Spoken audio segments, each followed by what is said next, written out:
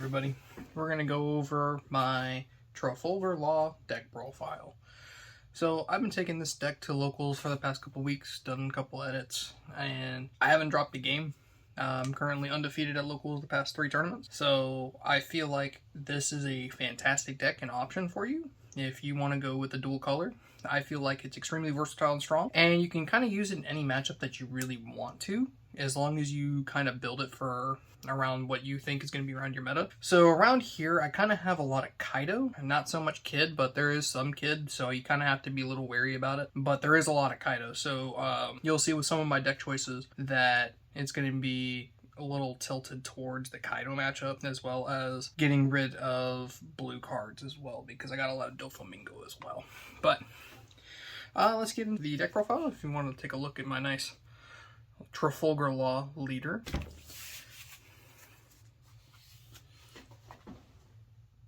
Alright, so we'll get it into the 1 cost. So I only play 3 copies of Capone Gang Benji. So kind of came down to space. I play a lot of blockers in there, and him being a 1 cost green is really nice just because they can use Law ability to go ahead and swap cards back. So I do play a lot of red and a lot of blockers.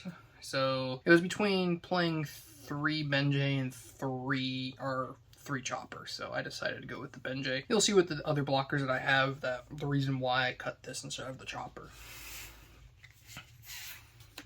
I play 4 Otama. So Otama is extremely versatile. So as well as being a fabulous 2k counter, she also minuses 2k power to a character. So on certain matchups, like if you're playing against green, you can go ahead and minus the 8-drop Kid by 2,000 and then play the Gum Gum Jet Pistol to go ahead and kill something with with 6,000 power. And so Otama allows you to get over that pretty much for free. So instead of spending a bunch of Dawn to try and attack over it, you can just KO it with 5 Dawn. So much of 5 costs to get rid of the Kid in the late game, but she's also a 2k counter, which is extremely helpful. For the other one, we play one of the best searchers. We play 4 Nami. So with Nami, you look at the top 5 cards, you can add any Straw Hat type card other than Nami. So you can go ahead and dig out your Jet Pistols, you can dig out your Zoro Rush, you can dig out your Luffy Rush, your Chopper blockers, and you can keep cycling them with the Trafalgar Law that you'll see later on in the profile. So Nami is an incredible searcher, and I wouldn't swap this out for anything. This card's literally insane. More 1 costs. We play one of the cards you could search off Nami. You can get Tony Chopper. So with Chopper, just being a 1k blocker is really nice, just to get bodies on board to use Trafalgar Law's ability, as well as just free fodder, so you don't take your life, because you start with 4 life. You're already at a disadvantage playing against a character with 5. So having all these blockers in the deck allows you to be able to play better and play more. So the one thing I don't like about Capone and Chopper, they don't have counter costs, so you have to play them to use them. But being 1 cost, it's not terrible, but it does come up where I'm holding a few in hand waiting for later turns, especially if I'm playing against Kaido and they board wipe me. I want to have a few in hand for the follow-up so I can refill back up my board, but they don't do anything while they're in my hand, which is unfortunate, but being 1 cost, it kind of mitigates that. And for the last 1 costs, the other best searcher in the entire deck, Jewelry Bonney. We play 4 of it. So Jewelry Bonney is so insane because pay 1, then you tap another Dawn, tap her, and you can go search your deck for any Supernova. So Supernovas you can grab pretty much almost your entire deck with Bonney, including some of the tech choices I have, as well as your 5-drop Trafalgar Law, your 5-drop Luffy, and your Zoro. They're all Supernovas. So you just being able to search pretty much every card in your deck with Bonney allows you to dig farther and get to see what you want, even if you don't have a great hand, or you mulligan for a good hand and you don't quite get there, you can get there with Bonney. And she's a 1k counter, so she has a lot of applications. So for my 2 costs, I play 3 Killer. So the reason why I play 3 Benjay, I play Killer.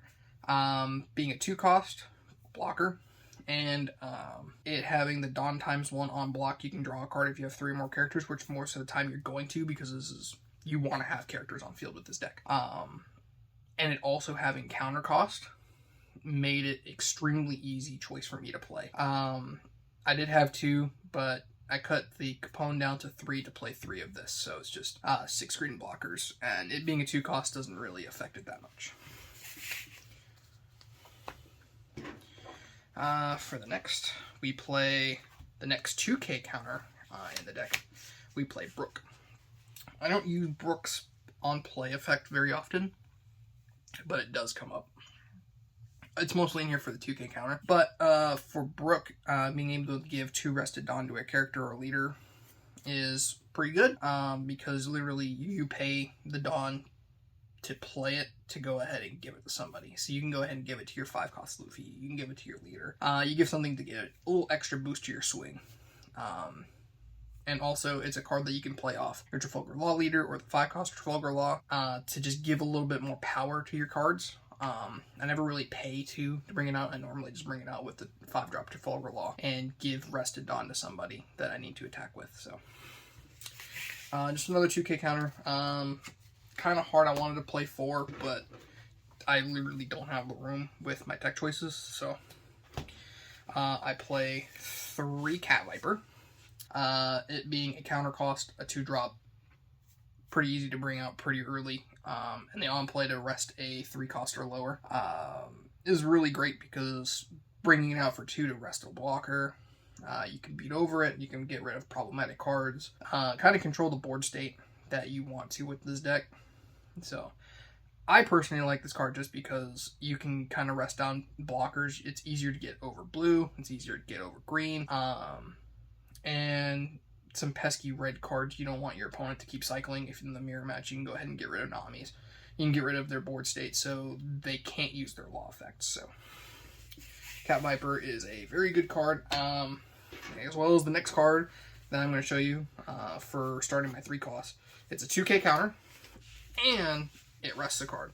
So on play, you go ahead and rest a 4 cost or less. Another card you can bring out with your Trafalgar Law character card that's 5-drop. Being able to... So 4 cost characters can be really pesky in this game. You can go ahead and rest any one of them down. Some big blockers, you can go ahead and get rid of pesky character cards. You're able to do so much with this card, as well as being a 2k counter. You want to max out as many as you can, so you have better defense playing against more aggro decks. Pretty much that's all I can say about Izo. Izo's pretty great. He's a very good character. To get into our other 3 drops, we play 4 Rush Zoro. So, this card is extremely good. I understand why the red Zoro leader for set 2 is extremely good. But for set 1, Trafalgar Law can also use this extremely well to cycle it with the 5-drop, because it can play a 3 cost or less, and you can go ahead and pick this up. You can pick up a Nami, pick back up the Zoro you attack with, play back the same Zoro, swing again. So you can get multiple swings per turn by barely devoting any kind of resources with your Trafalgar Law ability. So I don't want to max out on this one. I want to see this card. I want to get it out as soon as possible and just start being really aggressive and kind of going for life and going for character cards.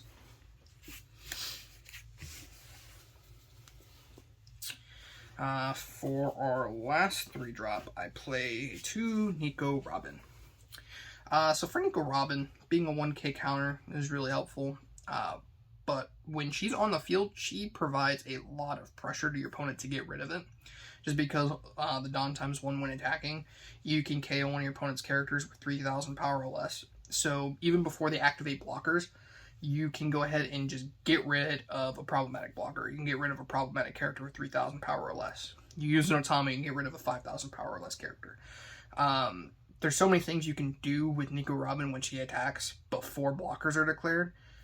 I wish I had room for another one, but this deck's so tight with my deck choices. I don't really attack with her as much as I would like to, because normally I'm just being really aggressive, using Zoro and the other characters to apply pressure and attack. But against blue, I want to see Nico Robin. I want Nico Robin on the field. Into our 5s. So, we play 4 of the OP1 Trafalgar Law character. So, being able to go into this Trafalgar Law, you can return any character on play to your hand, and then play a character with 3 costs or less from your hand onto the field. So you can go ahead and cycle back. You can cycle back Namis, so you use multiple Namis per turn. You can cycle back the Jewelry Bonding back to your hand so that you can use it again next turn and it's no longer rested, so your opponent can't attack into it. And of course you can cycle back your Zoro so you can attack with the same Zoro multiple times per turn with this Trafalgar Law. So I feel like this card is extremely good, and having played with this for a while, I believe that this card is literally the best card in the deck. Also being a 6k blocker is just crazy to me. It does way too much for the deck to not play it at 4. And then we get into the last 5 drop. We play 3 Monkey D. Luffy Rush. So this card is a huge closer for you. So being able to just rush for free, bringing it out with Trafalgar Law. So it's a 5 drop that you can drop for 2 if you want to. You can play it for 5. Once it has 2 Dawn on it, when attacking, your opponent can't use blocker. So if your opponent has no life left, I've just stacked Dawn on it. And if my opponent doesn't have any Dawn tapped and a small hand, just stack all the Dawn on it and swing for game. Even if they have blockers on the field, they can't do anything about it. There's literally nothing they can do. They pretty much just lose at that point. So you want to get Monkey D. Luffy on the field towards the end of the match and get yourself some kind of advantage. For the last character I play in the deck, I play 2 of the 8-drop useless Captain Kids. You play a green deck, you might as well play the best card green has available to it, and the best floodgate that the game has currently. So, towards late game, if I can't push for game, and I know I can't, I'm going to go ahead and play this kid down. I'm going to rest it with its ability and play a blocker, so I have 1 more blocker on the field that you have to deal with before you get rid of Captain Kid. I have ways to protect it.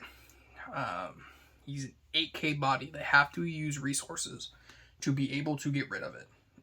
If they're attaching Dawn, they're going to have to get really big because you're going to just use your counters to prevent it from being destroyed. Gives you another turn to play, and then on the crackback, you're going to attach Dawn to it, so you're going to be a 9k attacker into something.